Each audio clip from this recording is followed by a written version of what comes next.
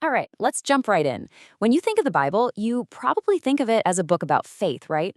A source of spiritual guidance. But what if I told you it's also hiding a sharp political and social critique? Today, we're going to unpack a really fascinating argument that's been hiding in plain sight in the book of Genesis, a deep, deep suspicion of the city itself. I mean, that's a huge question, isn't it? We're taught to see cities as these incredible hubs of culture and progress, the very cradle of civilization. But what if one of our most foundational texts sees something else? Something a lot more dangerous. A place of defiance, pride, and total social breakdown. And that's exactly what we're going to investigate. We're going to look at these famous stories, Enoch, Babel, Sodom, not as separate morality tales, but as pieces of evidence, clues in a really surprising case against civilization as we know it. So, our investigation kicks off with the very first city ever mentioned in the Bible. And right from the get-go, the story takes this dark, completely unexpected turn. This is not some glorious founding myth. It's something else entirely. So there it is, the origin of urban life. And who founded it? Not a god, not a hero, not some great king. It was founded by Cain. And to really get why that's so radical, you have to remember exactly who Cain was. He was the world's very first murderer. You know, most ancient cultures have these epic founding myths. Think about Rome, supposedly founded by Romulus right after he killed his own brother, Remus. That kind of violence was often celebrated. But Genesis just flips that script completely. It presents the first city not as a heroic achievement, but as a cautionary tale, a city born in blood. And here is the absolute crucial point. Cain's punishment for his crime was to be a restless wanderer on the earth. So what does he do instead? He builds a city. He creates his own safety, his own security. The very first act of building a city is framed here as an act of pure rebellion. So the critique keeps building from there. Next up, two of the Bible's most notorious cities, Babel and Sodom. And here, the focus really shifts to the kind of social and moral rot that can start to fester whenever you get huge crowds of people living in one place.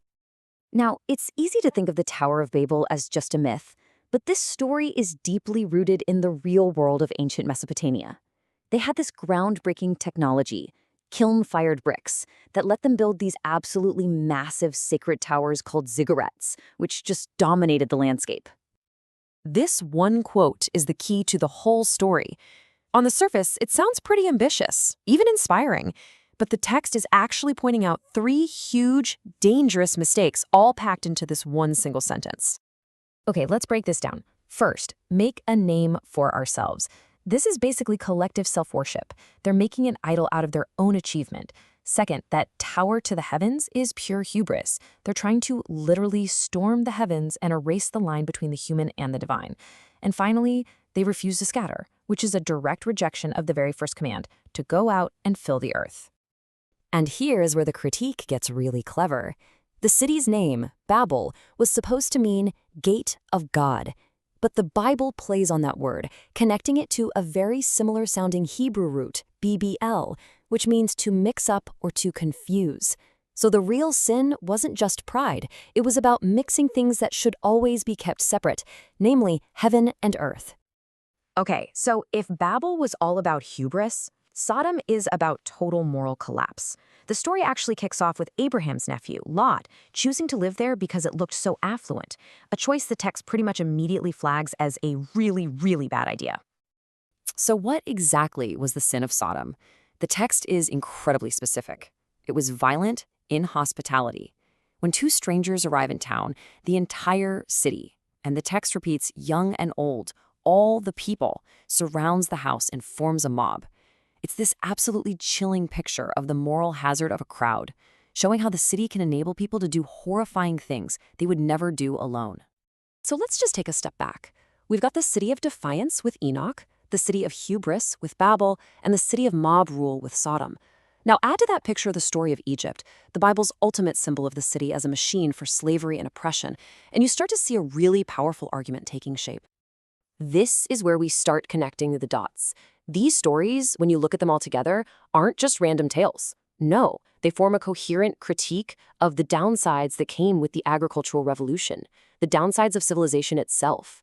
The text is building a case, piece by piece. I mean, think about it. Before big cities, many societies were way more egalitarian.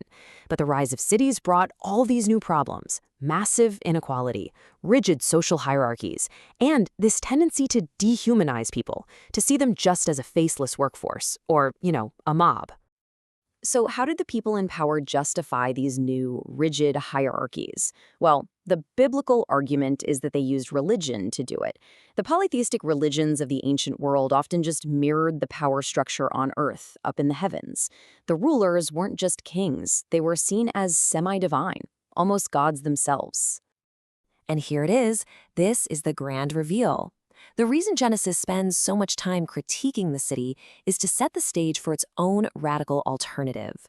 By showing the flaws in a civilization built on raw power, it makes the case for a whole new kind of society, one built on covenant, relationship, and human dignity. And all of this brings us to our final section, where this 3,000-year-old argument becomes, believe it or not, incredibly relevant to how we live today. This isn't just ancient history. This is about two fundamentally different ways we can choose to live together. A sociologist named Ferdinand Tönnies came up with two really helpful terms for this. On one side, you have Gesellschaft, which is society.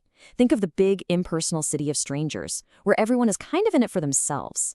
On the other side, you have Gemeinschaft, or community. That's all about face-to-face relationships, knowing people, and feeling a real sense of mutual responsibility. So, what's the ultimate point here? The goal isn't to just tear down cities and go back to the countryside. Not at all. The real project, the real challenge, is to figure out how to build and sustain that true community, that Gemeinschaft, right in the middle of the massive, often anonymous machinery of our modern society. And so that's the question we're left with. The critique in Genesis might be ancient, but the problem it points to feels incredibly modern, doesn't it? In our world of massive global cities, how do we do it? How do we build real community? It's a question that was being asked thousands of years ago, and it's one we are still wrestling with right now.